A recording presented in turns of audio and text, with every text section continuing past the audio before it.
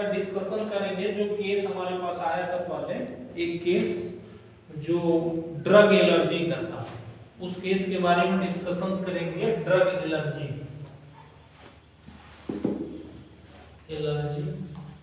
यानी कि antibiotic allergy थी, उसको एंटीबायोटिक एलर्जी का केस था। आज इस केस के बारे में डिस्कशन करेंगे। ये हमारा YouTube चैनल पे चल रहा है, ये हमारी सक्सेस स्टोरी है। जो केसेस ठीक होते हैं तो उनमें हमने कौन कौन सी दवाई चलाई और क्यों चलाई, और क्यों ये केस जो है ये ठीक हो रहे हैं, इसके बारे में हम डिस्कशन करते हैं और बताते हैं कि कैसे दवाई चलाई गई और क्यों रोगी ठीक हुआ। तो इस पेशेंट को पहले भी मैंने ठीक किया हुआ था। इसका ये जो ड्रग एलर्जी इसको हुआ था, काफी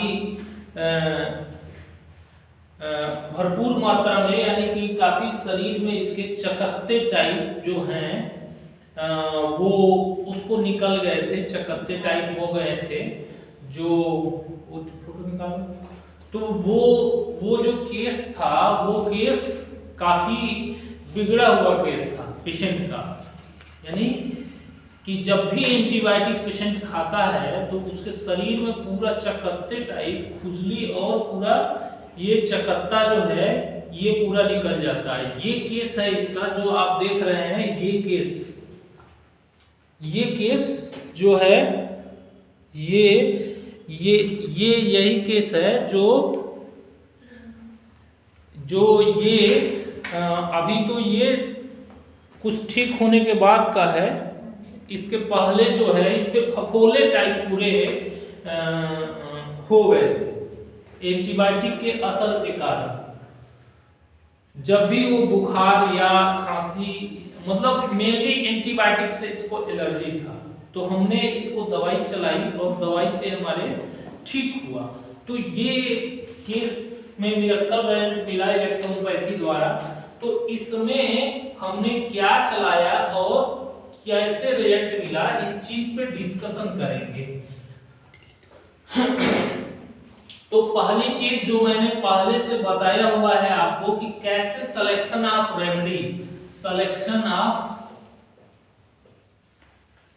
रेमेडी यानी कि दवा का चुनाव जो है कैसे हम करते हैं, दवा का चुनाव कैसे हमारा होता है, सिलेक्शन ऑफ रेमेडी, दवा का उचित चुनाव। अब इसमें पेशेंट को मान लीजिए कि ये एंटीबायोटिक की एलर्जी आई, ठीक, तो कैसे मैंने इसको ठीक किया और कैसे दवा का जो चयन है वो दवा का चयन मैंने किया और ये मरीज जो है ये ठीक हुआ। ठीक, यानी कि ये मरीज रिलीव हुआ और मरीज ठीक हुआ। कैसे? तो पहली चीज कि इसका जो organ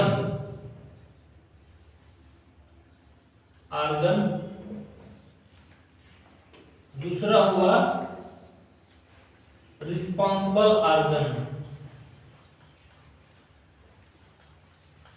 organ or factor. Third हो गया सिम्टम।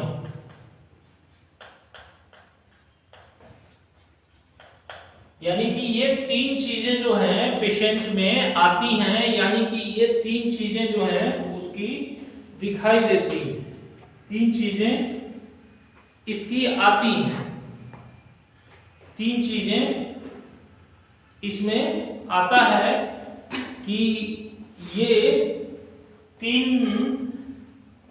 चीजें किसी भी मरीज में आप देखेंगे तो ये तीन चीजें आपको दिखाई देंगी।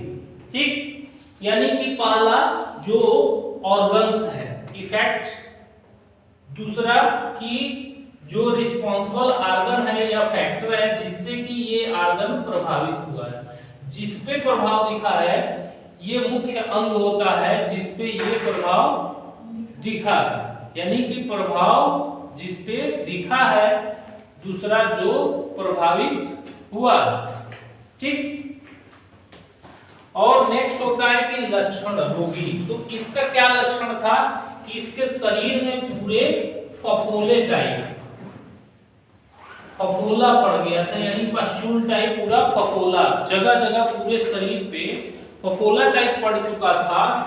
और इसमें क्या हो रहा था, जलन हो रहा था, बर्निंग हो रही थी और इचिंग हो रही थी, खुजली हो रही थी इसको। यानी कि ये जो है ये सिम्पटम थे कि पूरा जैसे फोड़े में बॉयल्स जैसा जो होता है वो पूरा इसको हो गया था। तो ऐसा सिम्पटम लेके मरीज आया हमारे पास। तो ये सारे सिम्पटम मिले। अब इसका फैक्टर क्या मिला, रिस्पांसिबल फैक्टर जो था वो एंटीबायोटिक था। ठीक है, अफेक्ट कौन ऑर्गन हुआ था, स्किन हुआ था, स्किन अफेक्ट हुआ था। सिम्पटम क्या था, यानी कि पूरा फफोला पड़ गया था, जलन दे रहा था और खुजली हो रही थी पूरे शरीर में, यानी कि होल बॉडी में इसके चीजें ये हो रही थी। सिम्पटम्स क्या आ रहे थे कि इसको जो सिम्पटम्स था ये यही था। और फैक्टर एंटीबायोटिक था फैक्टर, और प्रभावित अंग स्किन था। इस तीन चीज को पकड़ना है हमें। और रोगी में सिलेक्शन ऑफ रेमेडी ये मेरा तरीका है, मेरा पर्सनल तरीका है, मैंने जो इजाद किया है उसको। ठीक, बहुत सारे लोग अन्य तरीकों से करते हैं, ये मेरा तरीका है रोगी को दवा देने का और देखने का। तो हमने इसमें जो सिलेक्शन किया दवाई का, पहले तो इसके अंग को पकड़ा कि कौन सा अंग जो है वो है। ठीक, तो इसका जो अंग आया हमारे पास, पहले मैंने जो दवाई चलाई इसकी C3 चलाई थी। ठीक है, C3 चलाई, C3A2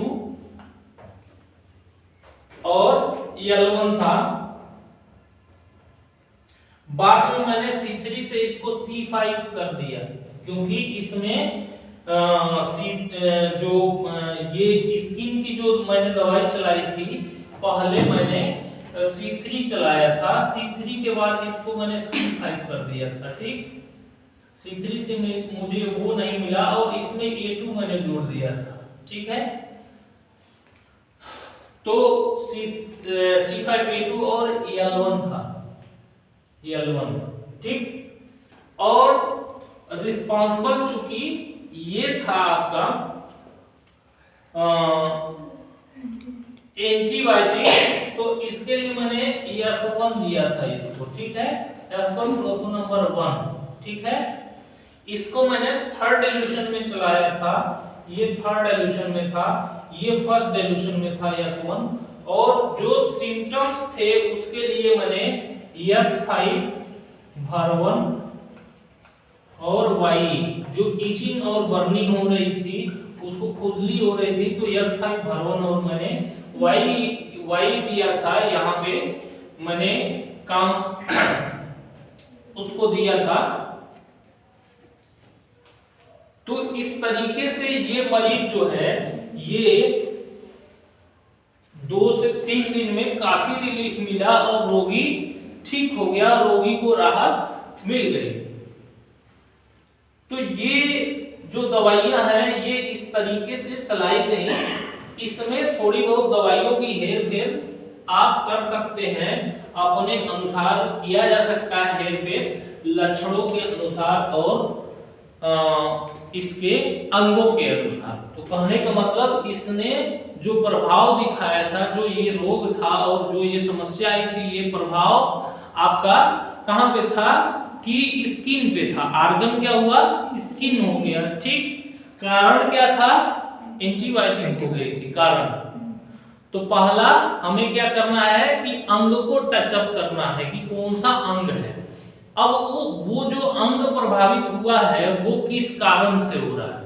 ठीक, और तीसरा आता है मरीज हमारे पास क्या लेके आता है, सिम्टम, लक्षण लेके आता है रोगी। यानी कि रोगी अंग नहीं बताता है, रोगी क्या बताता है, लक्षण बताता है, सिम्टम लेके आता है। कोई रोगी जो है वो अंग बता के नहीं आता है, लक्षण लेके आता है कि हमें ऐसा ऐसा हो रहा है। तो हमें क्या करना चाहिए कि पहले उसके अंग को डिटेक्ट करना चाहिए बाई जो आपके पास संसाधन उपलब्ध है या जो आपके पास डायग्नोसिस का तरीका है, उससे हम उसके अंगों का सिलेक्शन कर, अंगों को देख पकड़ते हैं। ठीक, अंगों को पकड़ने के बाद हम उसकी दवाई का सिलेक्शन करते हैं, दवा उसका सेलेक्ट करते हैं। ठीक, और दवा सेलेक्ट करने के बाद फिर किस कारण से वो अंग प्रभावित हुआ, ठीक, कुछ तो कारण होगा। जैसे मान लो कि ये एंटीबायोटिक कारण इसमें निकला, ठीक, तो एंटीबायोटिक कारण निकला, तो अब क्या क्या किया एंटीबायोटिक ने, यानी कि उसके शरीर में एलर्जेंट पैदा कर दिया, यानी कि उसके शरीर में क्या हुआ, एलर्जेंट का काम किया। वो उसकी शरीर उसको डाइजेस्ट नहीं कर पा रही है, उसको शरीर से बाहर नहीं निकल पा रही है, उसका इफेक्ट जो है वो शरीर पे बुरा आ रहा है ना। जबकि ऐसा होना नहीं चाहिए कि एंटीबायोटिक खाया उसने, उस पर्टिकुलर ऑर्गेनिज्म को खत्म होकर वो एंटीबायोटिक शरीर से निकल जाना चाहिए। लेकिन क्या हुआ कि उसके शरीर में वो एलर्जेंट का काम कर रही है, समझ गए। तो यशवन जो है किसी भी तरह के ऐसे बाहरी पदार्थ जो शरीर को नुकसान पहुंचा रहे हैं उनको निकालने का काम एस्कोफ्लोरेसन नंबर 1 करती है। इसलिए मैंने रिस्पांसिबल फैक्टर में मैंने यशवन को दिया और रोगी को आराम लाभ मिल गया, रोगी को पूर्णतः आराम हो गया रोग से। तो कहने का मतलब ये है, कहने का मतलब